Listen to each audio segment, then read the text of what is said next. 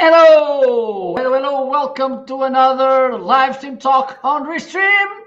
Another week, the first live after Easter. Hope you had a good time with the Easter Bunny. So, Harper, how are you?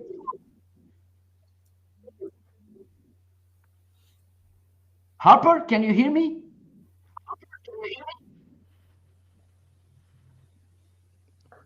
Well, we missed. we lost Harper. So, Jim, how are you? I'm having the best day of my entire life. I'm excited. All my friends are here. Perfect. And you, Chris, how are you? For me, it's also a very good day. My friends are here. I have read a lot of the book of Jim, and I liked it very much. Thank you. Perfect, perfect. And you, Stephen, how are you?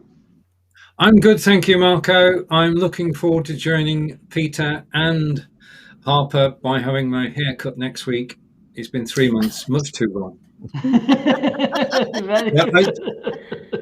You won't realise this. Is a year.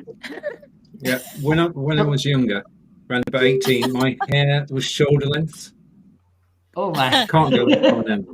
So next week will be the haircut contest. Yeah. Who wants to apply to see who the winner is? Okay.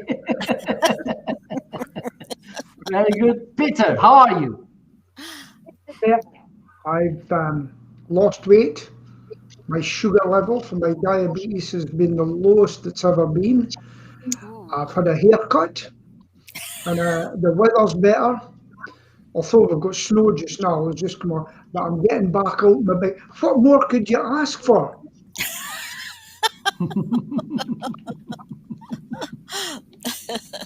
And you, Maria, how are you?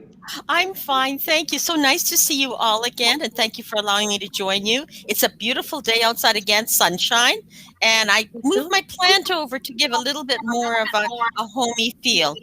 I'm learning. Hi, everyone. Hello. Harper, are you there now? I am. You're frozen. How's everybody? Doing really good here in Arizona, USA, and the weather's finally nice. It's looking to be 31 to 33 today, so centigrade, of course. So I get to look outside and see all the little wild critters running around the yard, so it's nice. That's my only entertainment place. So.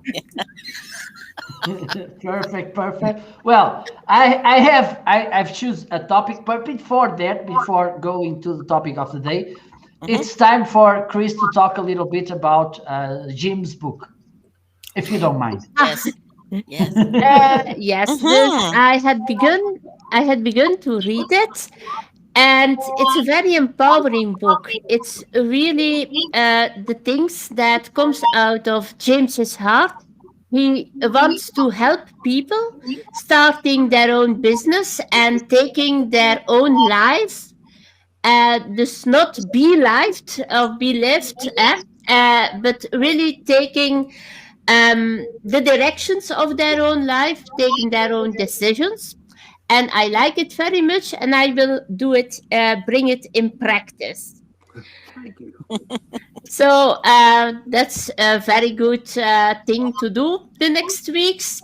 And really, it's a thing that you must read. It's such a good book. Thank you. Yeah, fantastic. Very good, very good. Well, I think I can introduce the topic of the day. Okay, thank you, Chris, for bringing Thank you. your insights about Jim's book. It was my pleasure. So I was scrolling. I had no idea which topic I should bring to the conversation. So I went to Instagram and I was scrolling down and I found this post which shows it should be a Grant Cardone's quote. It's in Spanish.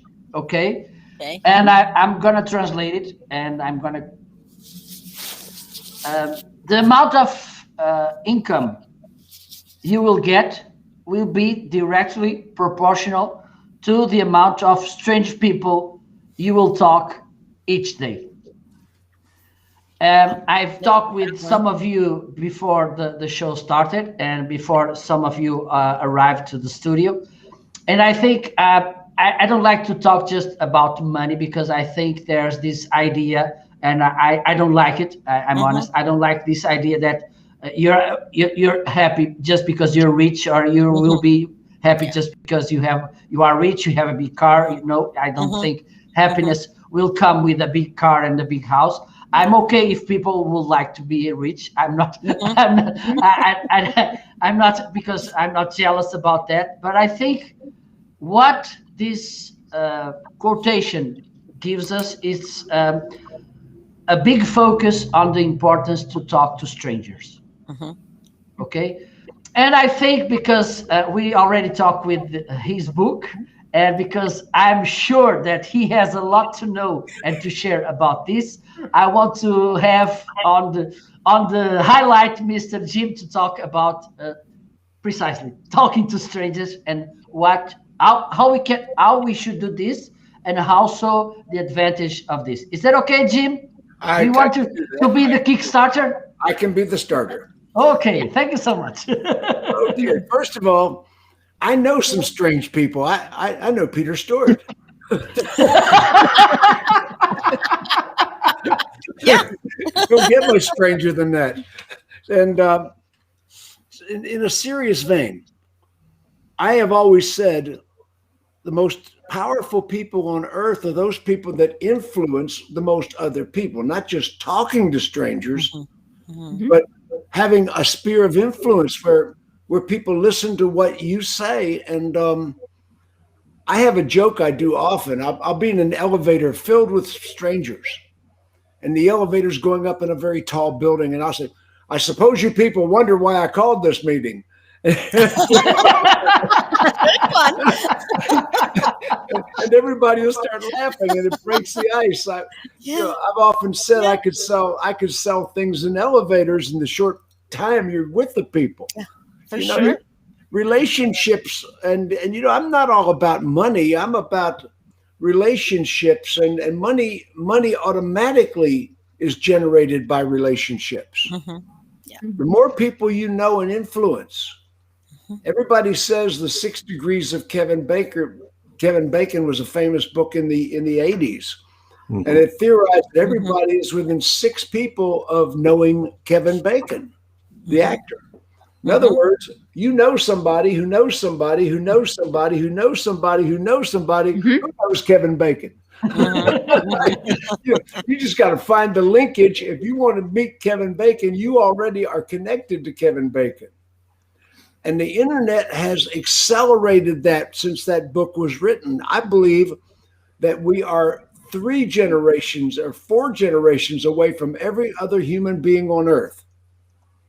Within 4 people, you know somebody who knows somebody who knows somebody who knows Vladimir Putin.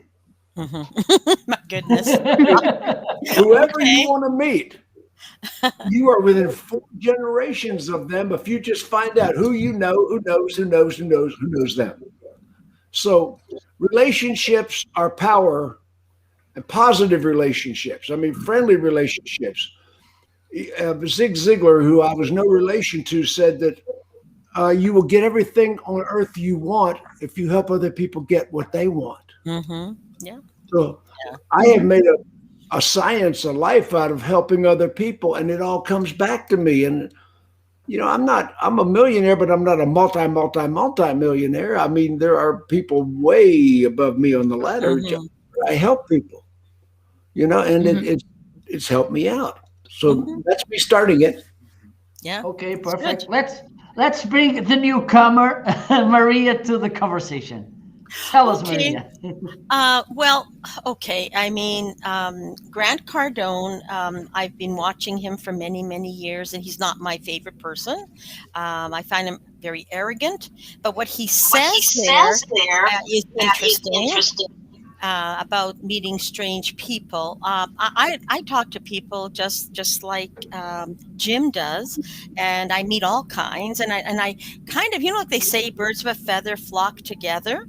And that's what I find in my life, even on social media, is that I find people that have the same moral compass that I have, that care about their family, that do things the way I do. So, and I like the people that think like me. Now, that's not to say I don't enjoy people out there that think differently or do things differently, but as I've gotten older, I find that I really want to be with people that have the same values that I have, even in business.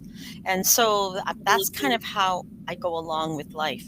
Staying with people that have the same core values, because I don't know how much more time I have on this earth, and I want to spend it with quality people. That's my thought on it. Perfect.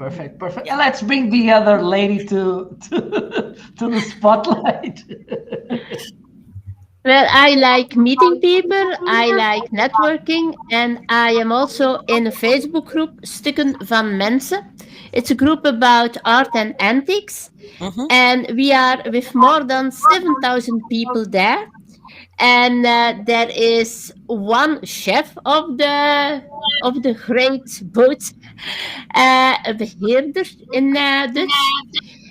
And for the rest, I am a volunteer to help him. So I have very much times to connect with people, the good things, but also the bad things, also the trolls.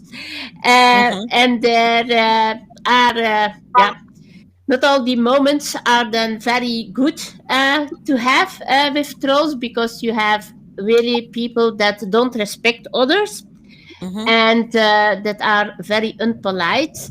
And I must see how I can make from those people good people that will be ambassadors for our group.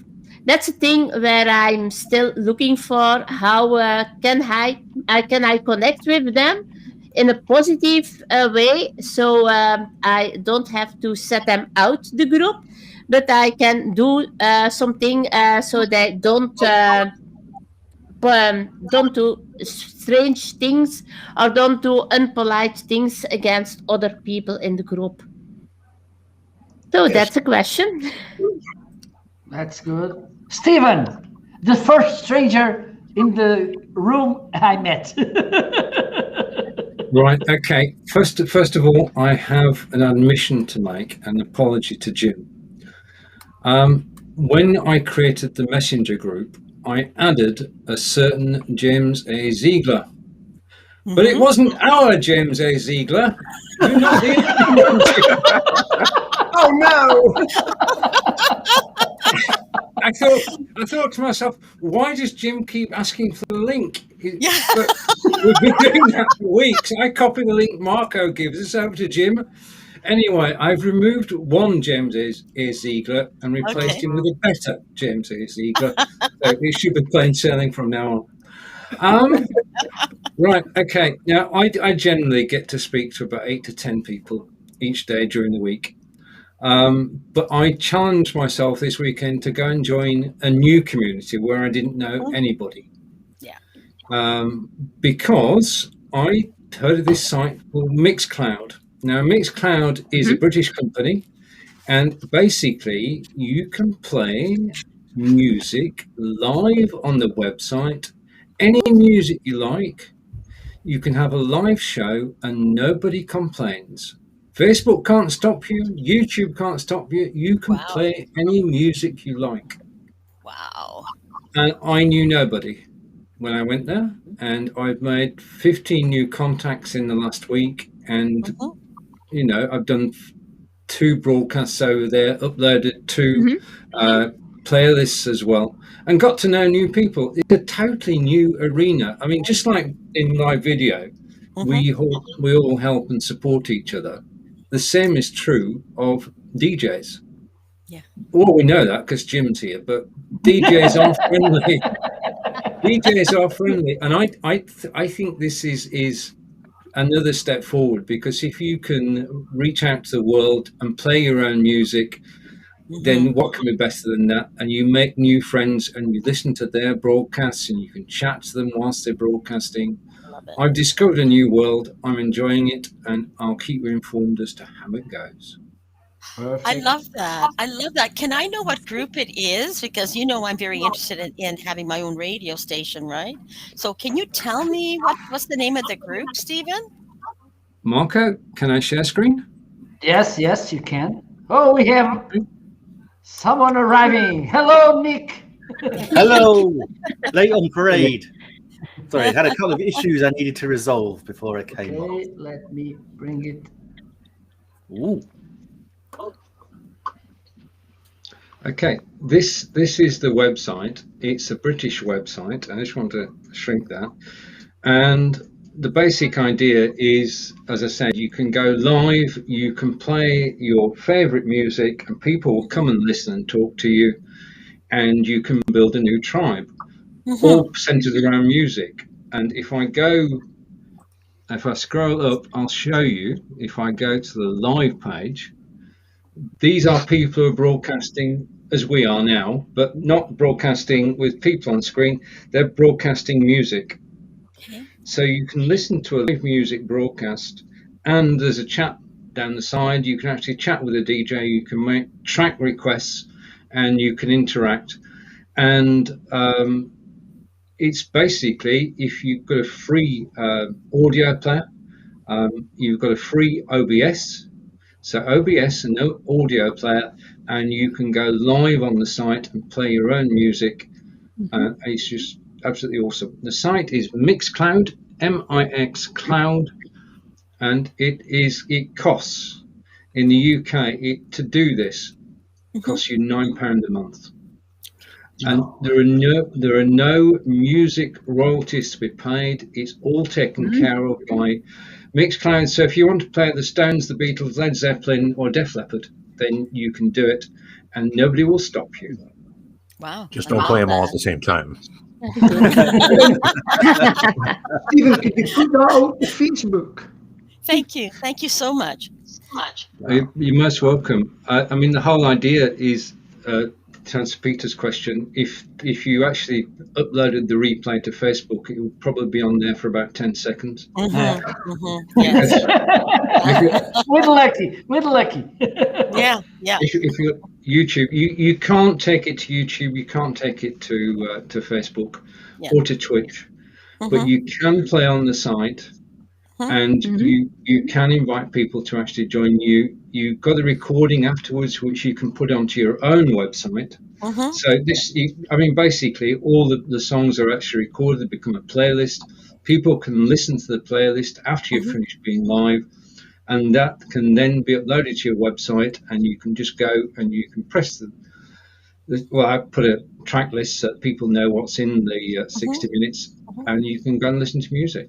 I love it. Perfect. Wonderful. Thank you. Oh, Harper, it's your time to share your ideas about talking to strangers. Right. And I think the translation for strange people isn't strange as in weird people. It's people that you don't normally talk to. Okay? We all understand that, but just absolutely. For translation purposes. But one of the things that I totally agree with that, because if you're building a business or whatever it is you're doing, and you need customers, you need a following, you need something, you have to get out of your comfort zone, and you need to go out and talk to people. You need to sell your brand, sell your image, whatever.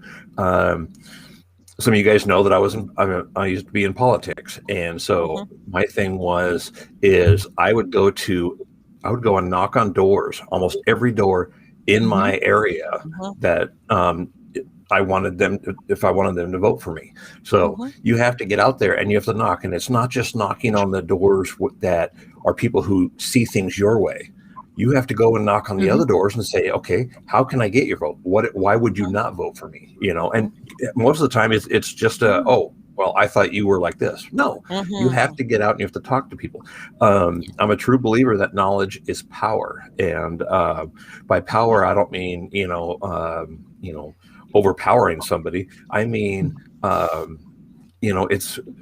we look at success, at least here in the States, we look at success as in what your job title is and how much money you make.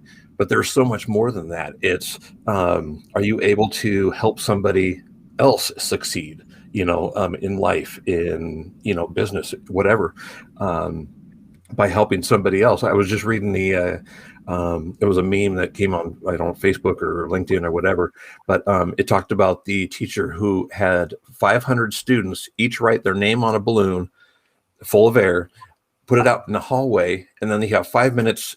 Everybody goes out and grabs one balloon. Well, nobody had their own balloon, but if they went to the person that name was on the balloon that they had, within 5 minutes, everybody had their own balloon. And it's kind of the, if you look to help, and the whole image of that was the balloon represented, I think, happiness. And so if you focus on somebody else's happiness, you'll find your own. So I'm sure I'm screwing that up, but that's okay. That good. Third cup of coffee today, and it's 9:30 in the morning here.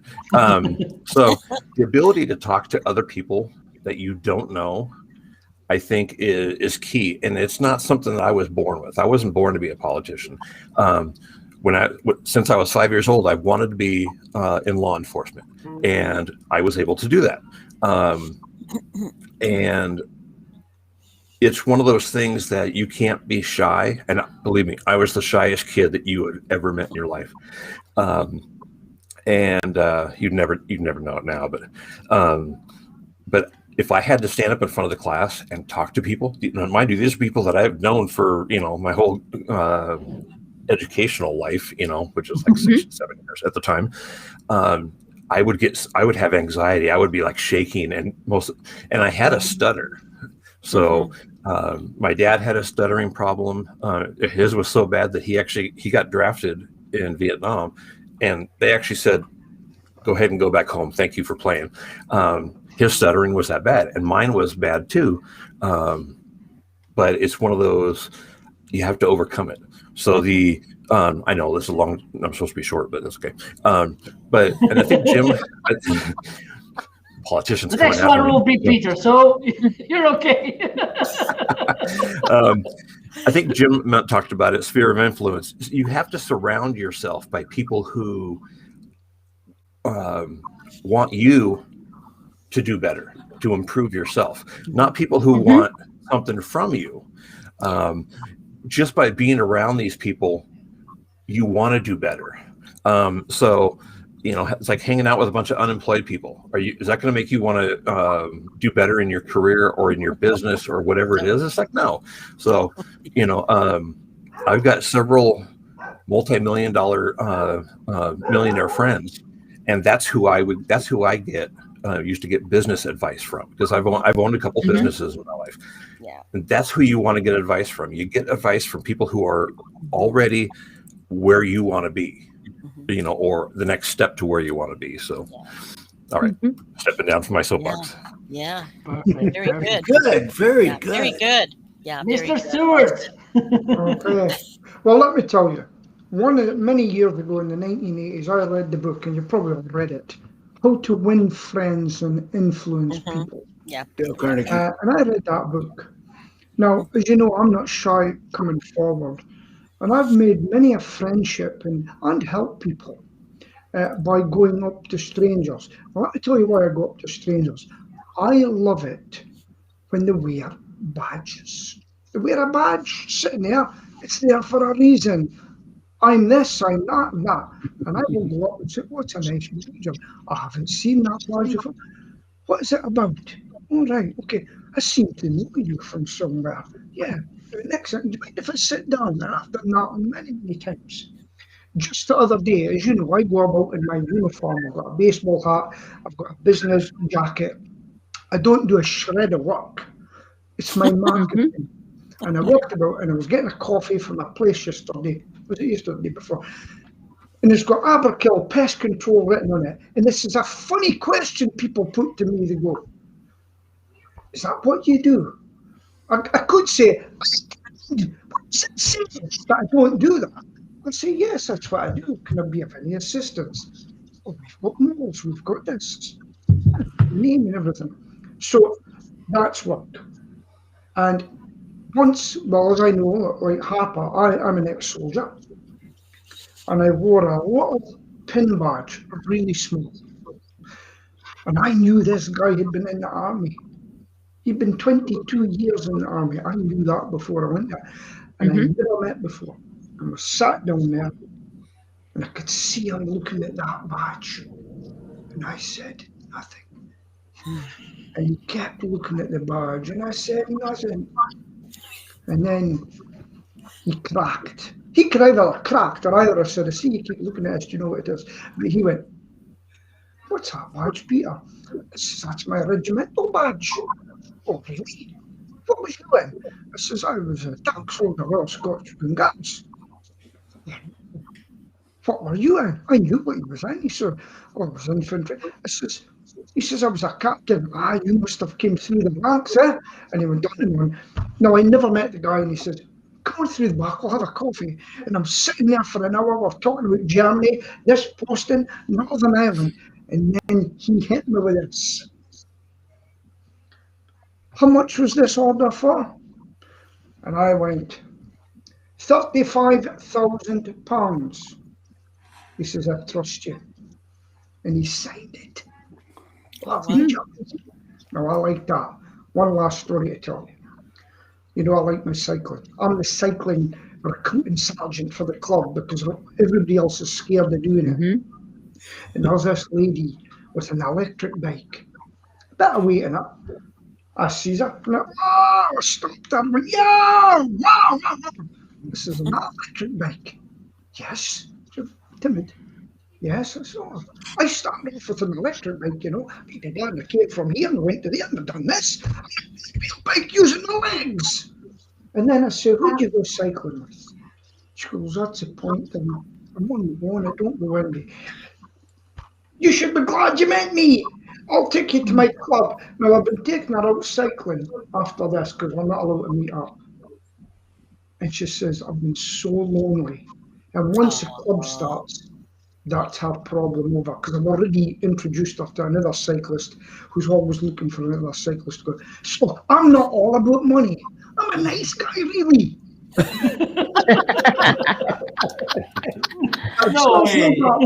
Still build the wall. So Excellent. let's bring Nick. I don't know if you know the topic, Nick. No, sorry. Is it about talking to strangers? Perchance. Kind of, yes. Yeah. If you hadn't gotten that so far, we're way off topic. Good news, guys. Good news. Actually, I well, of course, I wasn't helped. My mother always told me never to talk to strangers, so I kind of carried that with me for about 35 years. So I didn't. No one actually said to me after I was like in my teens. They didn't say it's okay. You can talk now. So I kind of had that. One of the best ones though was when I was living in Germany, and I was running, and I started running, and I looked. Honestly, guys, I looked even more stupid than I do at times now. But I had these I'd been to Australia, so I got these long boardy shorts on and a crazy top and a cap, and I was running through this little German village. This car pulls alongside me, and this old guy comes out, and he's like, I didn't understand a word he said. He spoke in German, and my German wasn't too bad. I was thinking, I said, sorry. I said, I don't understand. And he goes, hey, how's your English then? And this guy, Andy, he wasn't in the military at all, and I wasn't. I was a contractor there. But he had married a girl in the village when he was in his 20s. He was then, he must have been about 60 then, and he lived there all his life. And so he said, I asked you if you wanted to run with somebody, and I said, oh, that'd be great. And we became massive friends, and we came back over to the UK. We ran the Bupa 10K in London a couple of times together. We ran half marathons. We ran he introduced me to the first marathon. We tried to run a marathon in Germany. Luckily, he got injured halfway around. It was 4 laps. he got injured halfway round and said, "Hey, go on, go on." I said, "I can't leave a fallen man behind." And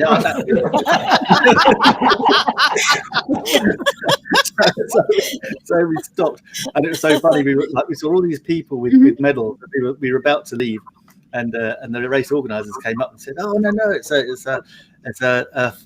not a falafel, but a faffle. So it's a relay." Said, "So you've done it twice, so you get at least a medal." And we were like, "Oh hey." But yeah, and that was it. Just because this crazy old Scottish German guy decided to stop his car, ask a bizarre looking bloke, and he always said, "Hey, you ran very funny. I've taught you well." So, but yeah, he just stopped a weird looking bloke running, and we became good friends. So it's always worth talking to strangers. Always worth. Sure. Even though if you have to overcome your shyness. I've been to like networking events where I hate being late, so I've actually rocked up and I've gone. I'm turned up now. Forget the irony. but I thought, oh, shall I go in? Shall I go in? And a few times I've thought, oh no, everyone will be chatting to each other, and I just didn't really want to walk into a group like that. Obviously, I'm cured now, particularly online, so it's all good. So yeah. That's my little take on it. I hope that's a good enough answer. Yeah, absolutely. Oh, there you are. Marco, it's your turn. Yeah, it's my turn. Okay, let me spotlight myself, and I will stay there till the end of the show. Well, I didn't meet any Scottish who wanted to run with me, but maybe because I don't run as much. But yes, I think it's very important, and that's why I want to bring this topic to the conversation.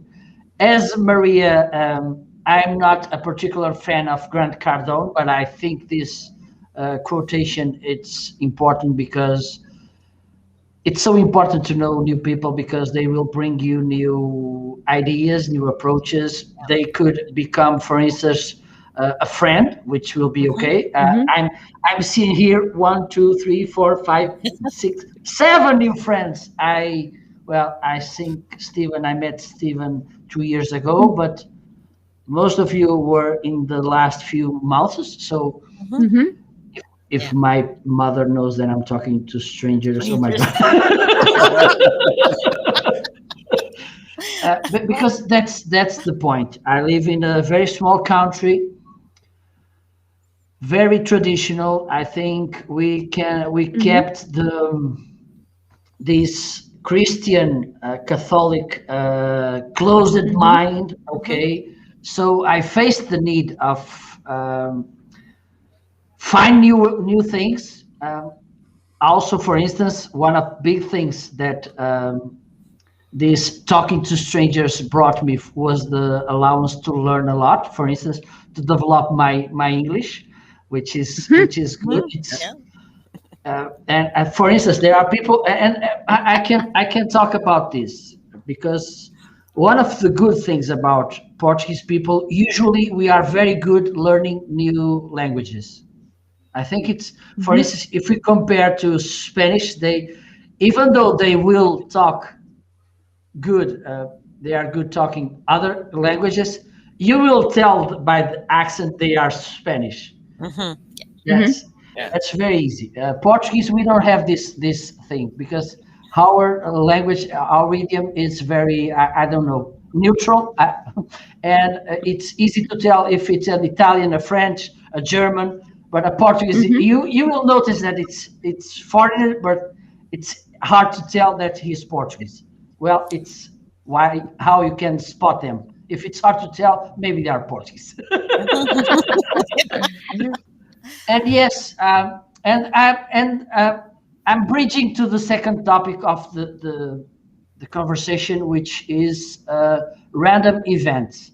And by giving myself the allowance to meet new people, to talk to them, to know who they are, how can I help them? Because I think it's one of the good things. And Jim mentioned that one of the big mistakes usually people make when reaching someone else, reaching the people, it's because they want to know how they can help you, and that's the right way to do things. It's how can I help them? How can I bring them some value? How can I make something their life better? I think it's one of the good things.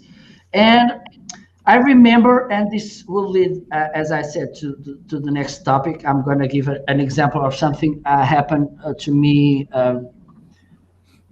3.5 years ago. I was another random situation. I was scrolling down my Facebook page and I saw an event in Spain, a marketing congress, and I looked at it and I said, "Oh my God, it's not. It was 30 euros the entrance. It was around 200 kilometers from here. I don't know how many is this in miles, but maybe 150 or less." And I said, okay, maybe I can go there. And then I looked better and I found a Portuguese speaker there, and I reached him. "Look, I want to go to the event. What do you think? Come, it will be awesome." I went, I met new people. I practiced since then my Spanish. It improved. I met, and then I got so many good things, which lead us to the next topic of the conversation, because sometimes we see people that say that since they were born, they already saw how their whole life would be. They strategized every step on the way, and I say it by my experience. 80% of the good things which happened in my life were caused by random situation and by random people I met. Mhm. So the next topic is, which random situation with random people happened in your life that somehow changed your life?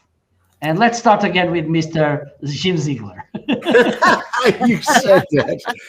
Oh, I'm sitting here going, well, what random people changed my life? Oh, golly, there have been so many random people. Of course, my wife changed my life.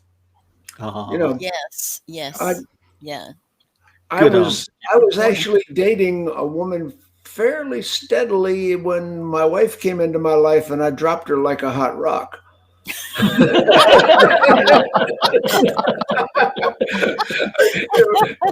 I met my wife, I said, "Oh man," I was all over her like a dog on a pork chop. You know, it was like she's the one.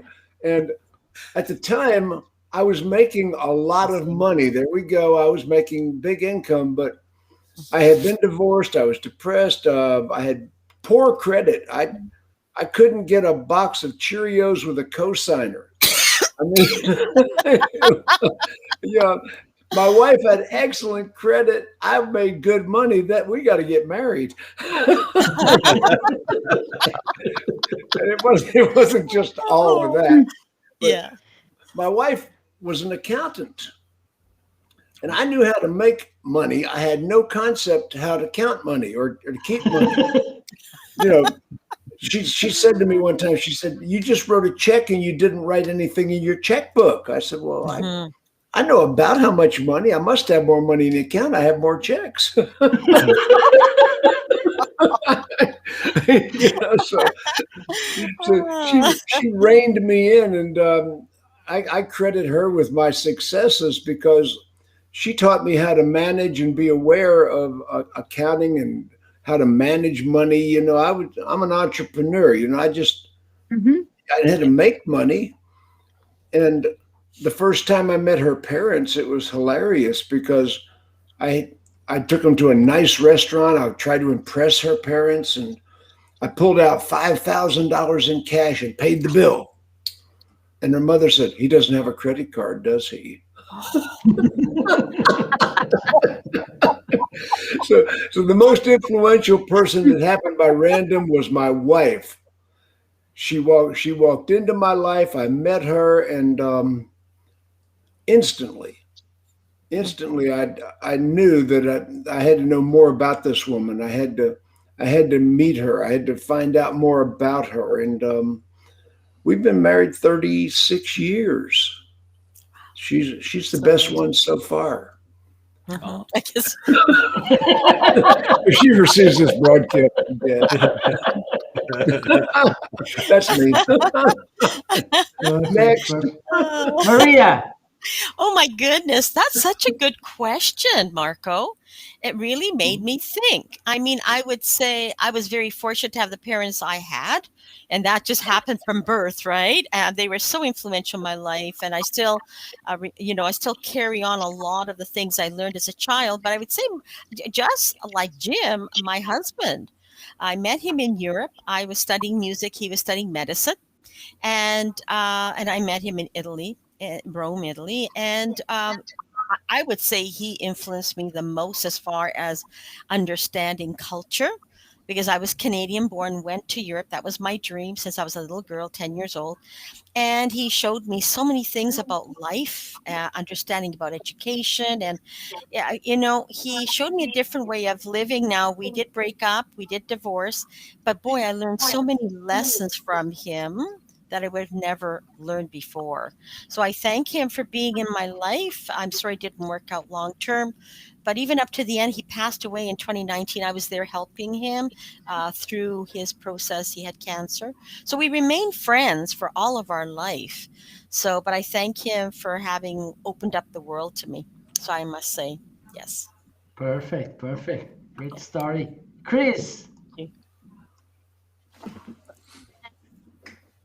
It's a very good question, and Yeah, it I has know, I know. a strange answer here. I went to Yahoo because it's an export field, and Okay. good questions to put on Restream stocks. So this is a special thing because the person that I want to say that is the person who did that. He's here. It's Stephen. Oh, who's gonna? Oh my God. And what has happened was the following thing. When I see my life from I was little until now, there is something that has changed. Before I met Stephen, I was always in service of other people. Really, always. Also, the beginning of live streaming was the same. I want to do that for the school, not for myself. And art, the same thing. That was to upgrade the collection for my father. And so I discovered that I didn't do something for myself, really. I always in service for other people. Yes, that was my life. And then Stephen has interviewed me. And yeah, I saw what live streaming could mean, and I found something that is really pleasant, that is fun to do. And now I do it not only for the school. Now I have real pleasure for myself to do that. And even my cat, the second most special person in my life, likes live streaming because sometimes he sits here on the couch, and it's an assistant. And I know Marco has also such an assistant. So that, yes, that's life changing for me. I see now also people from all the world, and I learn English. Yeah. I have even bought a dictionary for that. And it's a new world that opens for me. So I'm very glad that that has happened. Thank you, Stephen. Very good, very good. So I think I have no other thing to do. I knew that was going to happen, and I think live video is magical. And when I interviewed Chris, that was the start of a special relationship. Yes. Most of the things that have happened in the last 5 years, the only exception, I mean, all of you joined my life through live video with one exception. That's Jim. Jim and I have known each other for 15 years, but everybody else I've met by accident since I started live broadcasting. And it's networking and live broadcasting. I mean, I met Angelica online. Jim knows where. It was a British site called Academy, and we connected there. We got talking there. We went on Google Hangouts, and we're still together 10 years later, which is brilliant. Great But friend. all of you have a special place in my life, and the fact that you're all together is totally amazing. I mean, Peter and I mean, we sort of, what's the phrase I'm looking for? We can wind each other up, but we're firm friends. And we enjoy each other's company. We must do. We've been broadcasting together for 5 years. Chris, as I say, was a very special broadcast, and that brought me to a new country, to Belgium. And I made friends in Belgium through Chris. Marco and I, well, we just hit it off from the beginning, really. And we enjoy broadcasting together. We started off by exploring all the technologies that are available. And now we've used the technology to bring everybody together. Harper, Marco and I were doing the show, and Harper was doing the commenting. So we thought, well, join us on camera. So that's how this show started. It was Marco, myself, and Harper, and we just went our merry way for 6 months, enjoying ourselves. And it's come to where we are now, which is magical. It's all happenstance. None of this was planned. You couldn't plan this. It's got to happen. And Maria has paid me compliments, and I just want to pay one to her. Maria, in the last 3 years, has become, well, an amazing broadcaster. And her talent is to get other people to tell their stories. And she has a technique which makes people so at ease that they tell stories that they wish they hadn't. But she does get people involved and get people to open up. And I'm glad that we're friends. Jim and I have been firm friends since 2005, since the days of Academy in the UK, which was Facebook before Facebook. And then we just enjoy chatting together and getting together and exchanging views. We come from, I mean, this is it. If you take the political persuasion of everybody here, then it has to be said that Peter and Jim come from the other side. Yeah. But that doesn't mean that we can't agree on things. It just means we have a different outlook on life, which we can bring to the table, and we can actually talk constructively about. I respect your right to be wrong. I know you do. I appreciate it. So does Peter. So does Peter. He tells me I'm wrong so much. And then finally, well, it's not finally. I mean, Nick and I started a new adventure, and we met through live video. Yeah. And it's basically, live video is the place where you can get to know somebody. If you do broadcast week in, week out with somebody, you get to know them, you get to know, like, and trust them. That's what it's all about. And we just enjoy each other's company. Enjoy going live and exploring things.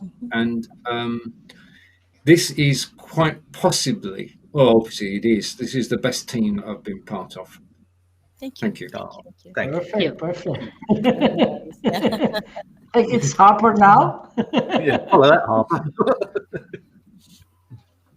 So one of the things that I think that is, you talk about a random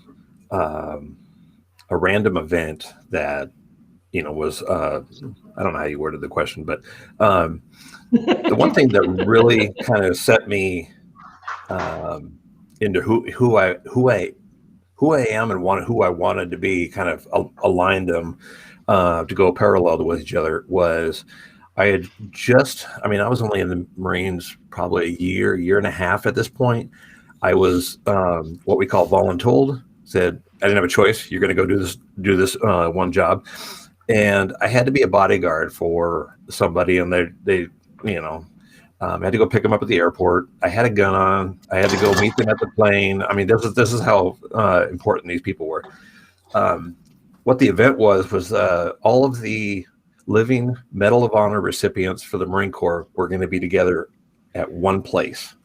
And so I was tasked with this one guy, and him and his wife, everywhere that they went, I was right there.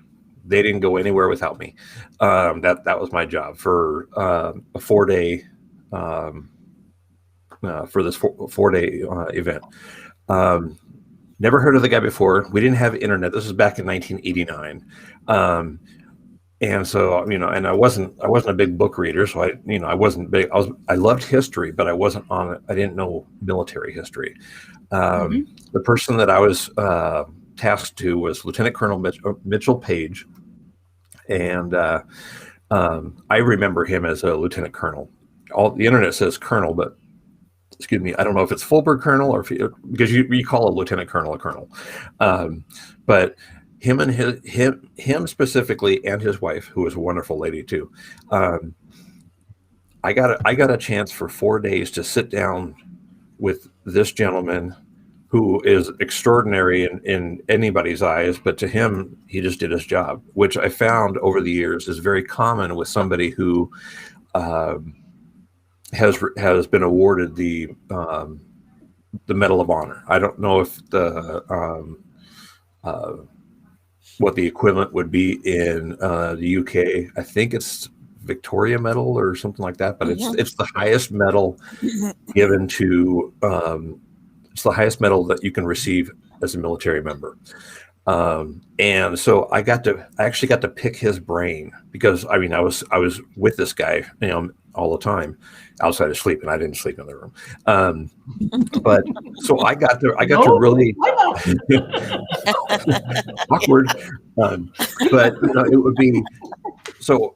You know, we'd sit down for breakfast, and he would insist that I join them for every meal that they had, and so he'd want to know about me because I mean they already knew about themselves. So I had a chance to sit down at almost like a 4-day interview with this guy, and mind you, I was barely in the military. I didn't really know a whole lot. I hadn't developed myself yet. I was 20 years old, I think, at this point, and but I got to pick his brain and get advice from him personally to me on what my goals were in life, how to do that, how to talk to people and everything else. And it was the greatest thing that I never volunteered for. And it significantly changed my life. I've always been a person who wanted to serve others. I wanted to be a cop since I was 5 years old, like I said previously. But I didn't know what else I wanted to do besides that, because you can only do that for so long. And you know, it's one of those. You get the where you want to. What do you want to when you leave this world? What do you want to leave behind? Some people call it a legacy, whatever it is. So he kind of helped set me on that goal. So that's just one of those things. And it was one of those things. After that, I started volunteering for every kind of duty that came up. They're like, you know, hey, I need somebody else, and I'll do it. And in the military, you get this thing going, don't volunteer for anything because you're going to get some really bad duties. And I did. I got some really, really crappy duties in some of the worst places in the world. But doing those really nice things, I got to meet people that later would be like, hey, I want him for this duty. And they're like, we got better people than that. And he goes, no, I want him. And so I got to do some really cool things. But it's like a random networking that forces you to kind of go, oh, okay, you know, this is what I want to do. But yeah, Mitchell Page was I think one of the many key things. But in my young military career and my adult life, I think he really set me straight on, you know, where I go rather than having just my regional influence growing up in the Seattle area. He kind of said, okay, you're an adult now. Here's how you do this as an adult. And I think that really, I'm forever grateful for him, you know, and hopefully someday I can meet him again. And, you know, he's already passed, but, you know, and shake his hand and say, thank you. You know, I'm here because of you. So as Peter says, back to you. Perfect. So let's get Peter. Is it me? Yes. Okay. Is it me you're looking for? Yeah. Right. Okay. Right. A couple of people, random found him in a thing called Blabbing for Britain, and that was Stephen Healy and John Upton. They've been very good to me and helped me out a lot. Don't know if I've been any good to them, but that doesn't matter anyway. I'm not worried. So I remember 4 years ago when I was told that to go in and get a triple heart bypass.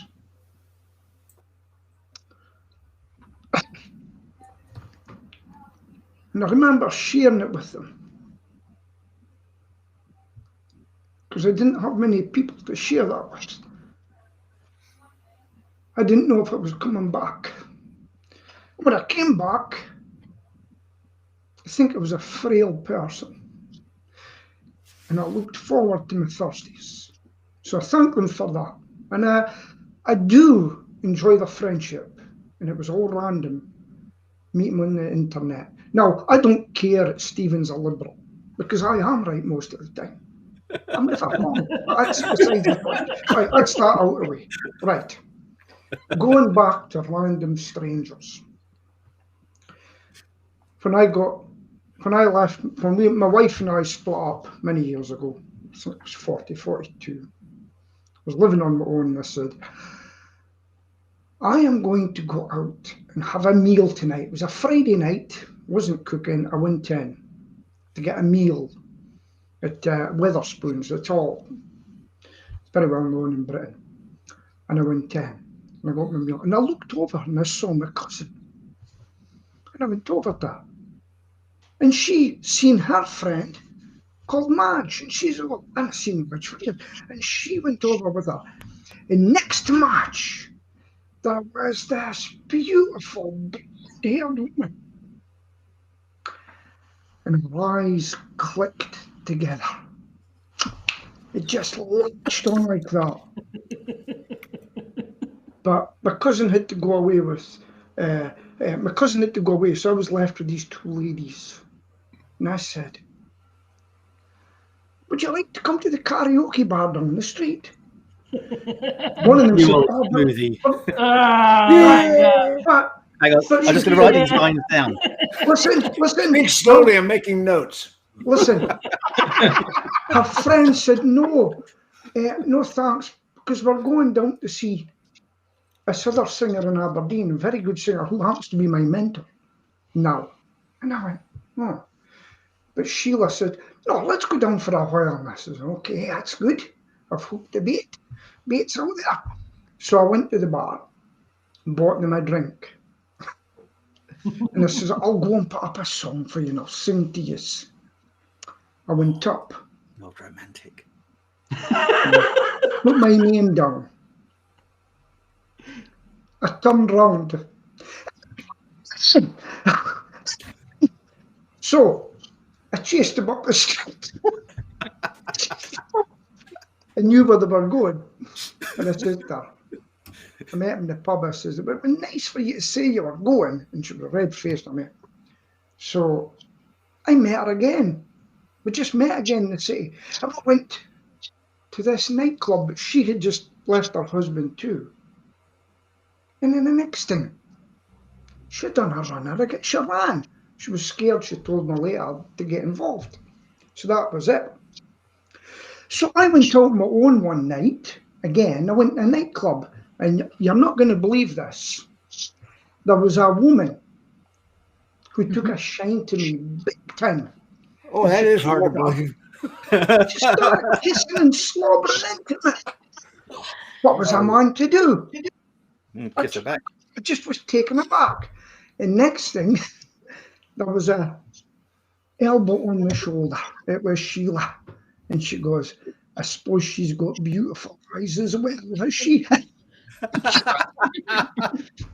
So I met her for the fourth time and I said, look, I think you better give me your number. And I got her number. She's not here. I can't get rid of her. But honestly, she is the best thing that happened to me. But she wouldn't marry me. Oh. I'll tell you why. Because we both got the same surname, Stewart and Stewart. So we saved a fortune. And that, and a lot of people, because Shula, I tell you, people say that, but she is a stunner when she's dolled up in that. I've had to fight men off her, beat them up. And when people say, Sheila, how did you end up with Peter? I reply for her, and I say, she's lucky. The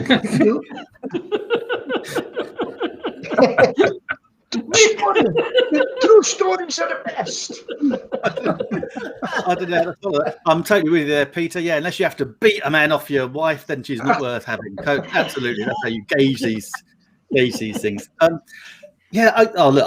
could go down that route. Actually, I'll tell the person that really probably really changed my life was a guy called Alistair Scarborough, and I used to price like all the primary healthcare for the British forces all over the world, but we had a big contract in Germany.